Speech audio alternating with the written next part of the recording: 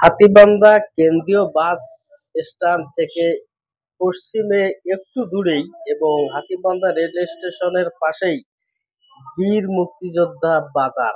এই বাজারটি দেখলে আপনাদের মনে হবে যে আসলে যে নোংরা আবর্জনায় ভরপুর। এই বাজারে মানুষ যে বাজার করতে যাবে এমন পরিবেশ, এত নোংরা পরিবেশ, যে পরিবেশের কারণে দুর্গন্ধের কারণে যে নোংরার দুর্গন্ধ, এই দুর্গন্ধে নাভিশ্বাস ফেলে কিন্তু ক্রেতারা বিমুখ হচ্ছে এই মুক্তিযোদ্ধা বাজার থেকে বাজার করতে। এমনটি আমরা লক্ষ্য করছি।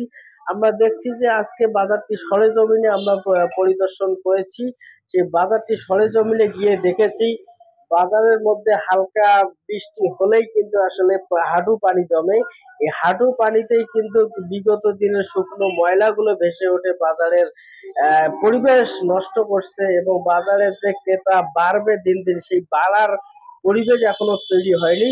ফলে দিন দিন কিন্তু ক্রেতা বিমুখ হচ্ছে হাতীবান্ধা মুক্তিযোদ্ধা বাজার থেকে, যার ফলে কিন্তু ব্যবসা বাণিজ্য থেকে শুরু করে এখানকার যে রেল লাইন দিয়ে সড়কের যে স্কুল কলেজগামী ছাত্রছাত্রীরা, তারাও কিন্তু এই চলাচল রাস্তাটা দিয়ে চলাচলের জন্য বেছে নিয়েছিল, সেটাও কিন্তু তারা বিমুখ হচ্ছে।